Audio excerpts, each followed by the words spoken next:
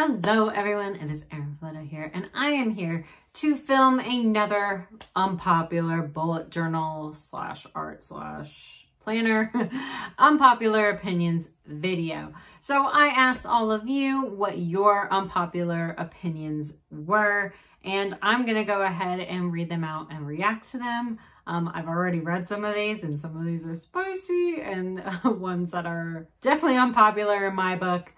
But I think it's a fun series to do anyways. Sorry about the background. I have not figured out my office yet. So this is very temporary until I can build built-ins. But that has to wait until after Black Friday, because until Black Friday, I am just doing the bare minimum of what I'm able to do in this office to keep it functional. So let's go ahead and get started. The first one is, don't plan all my weeklies out in advance. I don't really see that as an unpopular bullet journal opinion. I don't do that. I start each, when I did weeklies, I started like on Sundays, and that's when I would do my weeklies. I know a lot of people set up a lot of weeks in advance, but I think those folks are ones that kind of have a general layout that they do all the time versus me, where I manipulate it for the week that I'm in and how busy I know I'm going to be, all that kind of stuff. And now I basically just do dailies, which it's been working for me. I don't do every single day. If I feel like I need to do it, then I do it. This next one pisses me off. Functionality over aesthetics. And what I will say to you is, you don't get to determine my functionality. Aesthetics make it functional for me. So that's, I hate when people say that artistic bullet journals aren't functional. And my entire bullet journal is extremely functional. And I do aesthetically pleasing spreads. So, and it's what you want to get out of your notebook. The functionality may be that people are stressed out and need to draw, and that is what's functional for them. So yeah, that kind of pisses me off. So, but thank you for your unpopular bullet journal opinion. I like blue, black, and purple ink better than black ink. I love different ink colors. I think you've seen a lot in my bullet journals that I do usually kind of cater to my themes.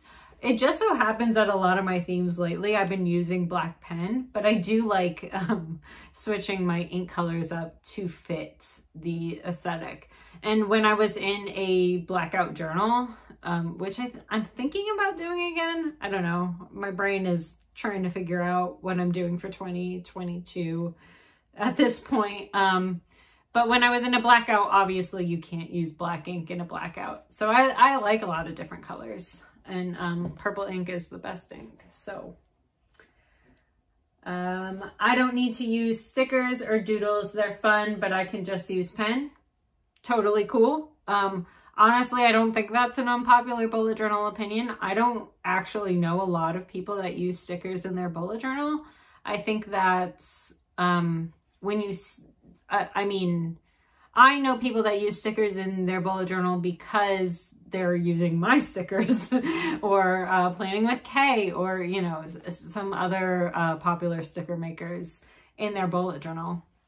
But I think most people use just pens, whether it's minimalist or whether it's like highlighting with Tombos or something like that. I know that a lot of folks are very much just pen people in their bullet journal. Foiled stickers and washi are overrated. They're pretty, but take forever to get a good pick when used. For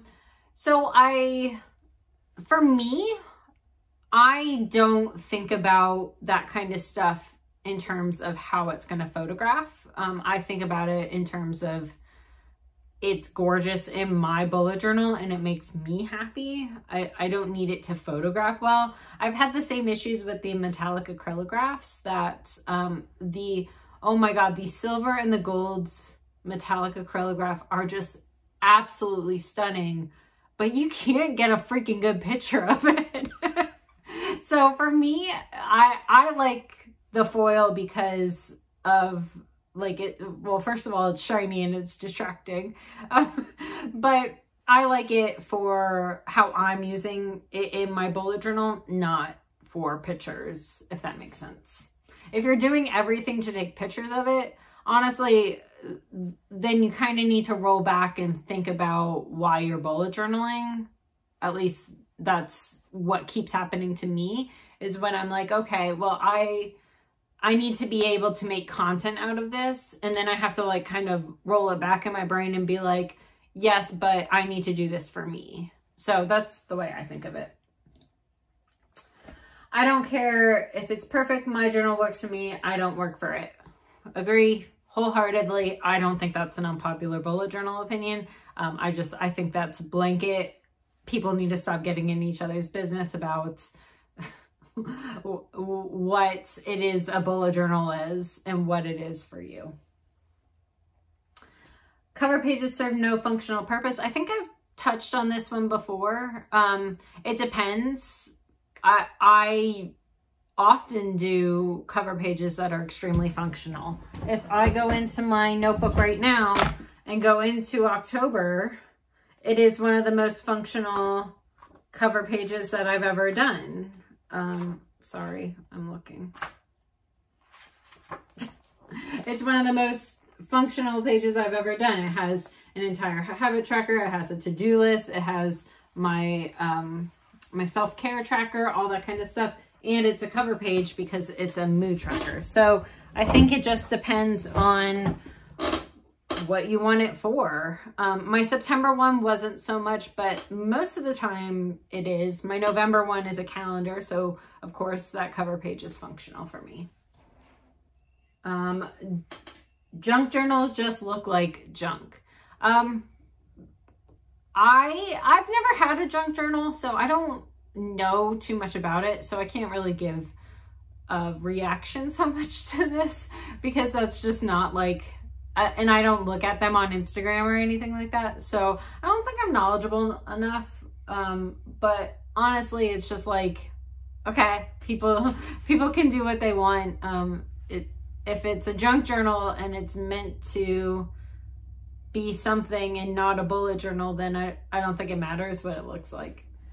Not penciling on a design before inking. For me, it helps out a lot because I film, and so it's extremely helpful because when you're filming, you're thinking about so many other things. You're thinking about the aesthetics around the notebook. You're thinking about making sure it's in frame. You're thinking about like a whole bunch of other stuff. So for me, I like to pencil in because it takes one thing away from everything that's going on in my brain while filming. And especially because when you're filming, it's very different from when I work on a bullet journal normally. I hunch over when I work on a bullet journal, but when I am filming, I have to stay back. So I can't, the angle's weird for me. So I can't like count boxes the same and things like that. So I definitely like to make sure that I get penciled down before I start filming because I don't want my hair, my head, anything in the way when I'm filming. People are okay with not so straight lines. Use a straight edge. I love not so straight lines. For me, it depends on your theme. Actually, it doesn't really depend on that. It kind of depends on just being comfortable with it. It goes back to the not perfectionist part of things. Most of you know that I have been diagnosed with OCD. This was a long time ago. And so part of what helped me deal with that in my everyday life was giving up the like straight edges and things like that, because it kind of forced me into a place of uncomfortability.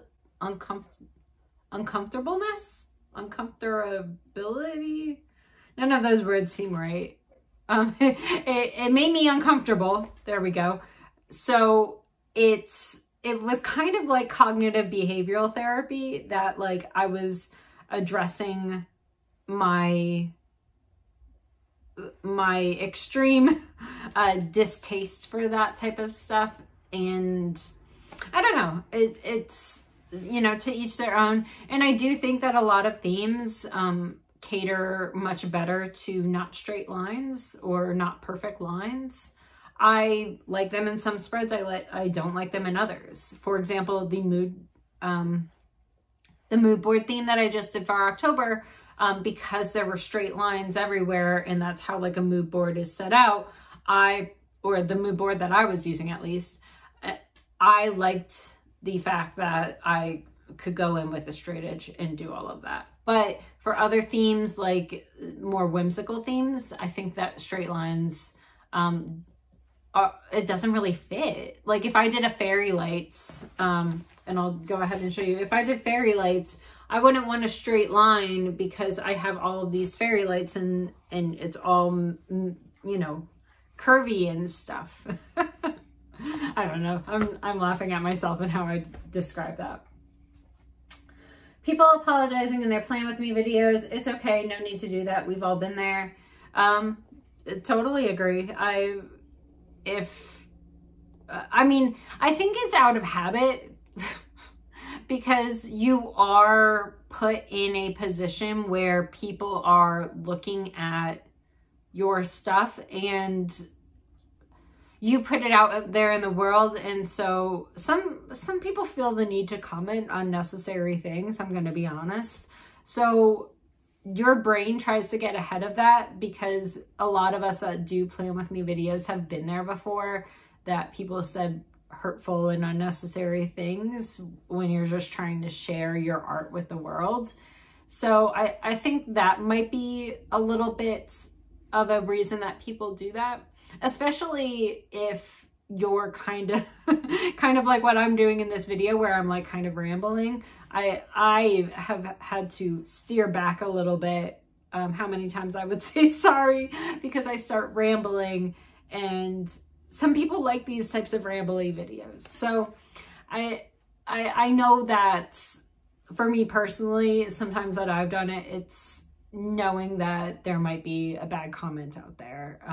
So that's what people have to face when you're on social media these days. For some reason, people really want to give their opinions. I don't know what these next two comments are trying to say. If they're from the same person. Depends on the community. In some communities, that my month should just begin with artistic stuff. In other communities, that you should use an entire page each day and start fresh daily. So I'm not sure where the opinion is on this. So I think that what they're trying to get at is different types of people think different ways about bullet journaling. And, you know, whatever, it's whatever people are comfortable with. So I would say don't worry about the community, focus on you and what helps you. And that may be different depending on the month. For example, in October, I did everything with pen. It took a lot longer. I filmed it over, you know, I think 2 days because I needed a break. I can't remember. But November took me like 5 minutes because I use printables. So, you know, it just depends on what works for you. I plan and still forget to do things. Yep. I think that's my only reaction to that. Yep. This is an expensive hobby that most of the time doesn't keep my life in order. So, I mean, I can't speak to your life. It can be an expensive hobby if you are going the extra mile in purchasing a whole bunch of stuff. So different types of pens. I mean, you can see all this over here. This all costs a lot of money. So I would say that for me personally, I like to set different types of budgets and things like that. It's a little bit harder because when you see my stuff, some of this stuff was sent to me. Some of this stuff I purchased for my business. Some of this stuff I purchased for a video. And so I'm earning some money back on some of these types of things. But for other people, I understand that it can be very expensive. So definitely make sure you're checking in with yourself and your finances to make sure you're able to do that. You shouldn't look at me or any other type of influencer or someone on social media and be like, I have to have all the pens just like them. Well, some of these pens, all the acrylograph pens, were sent to me by Arch and Olive. I think I've paid for, I did pay for an extra set of metallic ones, but otherwise those were sent to me. I'm not on the design team anymore, so I'll be purchasing my own now. But I also do get gift cards from Arch and Olive. So when you look at someone like me, don't try to copy our collection of pens. Really sit down with your finances and determine what's right for you. I do the same thing with things that I'm not an influencer in. When painting, I don't do a lot of painting in this life, but I have a crap load of paint. I have a crap load of canvases. I spend too much money on things like that. Same thing with like Harry Potter stuff, or same thing, which I don't buy anything Warner Brothers that will benefit a certain person that I don't agree with, but I will buy a lot of small business Harry Potter items. So I spend too much money on that. And I know it, so I have to like reel myself in every once in a while. Okay, let's move on to the other one. Collage journals with excessive papers glued in and stickers are overwhelming visually. Maybe for you, for other people, maybe not. Maybe it's not overwhelming for them. So, I mean, all these opinions for me always come back to just let people do whatever they want. Mostly because it's really annoying as someone on social media for people to tell me what I can and cannot do. So that is overwhelmingly my reaction to things like that is, okay, it's overwhelming for you, but if you're not using it, then just don't consume that media, or just appreciate it for what that person sees in it. The next one, and I think the last one, habit trackers aren't that great, and boxed weeklies don't give enough space for people with lots to do. I disagree with that wholeheartedly. Habit trackers are great for me. Maybe you haven't found your type of habit tracker yet. A lot of people need different types of habit trackers, and I'll go ahead and give a couple examples. This type of habit tracker has been working out really well for me this month. But I know in the past, those big giant 31-day habit trackers, things like that, those haven't worked for me. And I've also found that the little individual monthlies, I like have stickers of them here somewhere, but when you have each habit have its own little monthly sticker, or you know, you can draw it out, then that has worked well for me in the past. So maybe you just haven't found your habit tracker that works for you. Maybe it's something that you don't do in a bullet journal. Maybe it's something that you do on your phone where it can send you reminders to do things at certain times of the day. That's worked for me in the past as well. When I've done like morning routines and things like that, when I'm trying to get into a habit, I need some sort of helping system for that. For box weeklies that don't give you enough space for people with lots to do, I mean, I have a full-time job. I have a full-time business. I run my own household. I do activities outside. I'm very into sports, so I want to make sure that I know all of that stuff in. And for me, I've done tons of weeklies that have worked for me. So maybe you need a 2-page weekly, maybe you need a 4-page weekly, but just because they're boxed doesn't mean that there's not enough space for people. Or maybe instead of being in an A5 notebook, you need to be in a B5 notebook where the boxes are bigger. So I don't know. I kind of disagree with that. So anyways, that was all of the unpopular bullet journal opinions that you guys gave me. I always find these fascinating because a lot of them come back to telling people what to do with their notebooks. And you know, if that's your unpopular bullet journal opinion, that doesn't work, but you have to keep in mind that that doesn't work for you, but it can work for other people.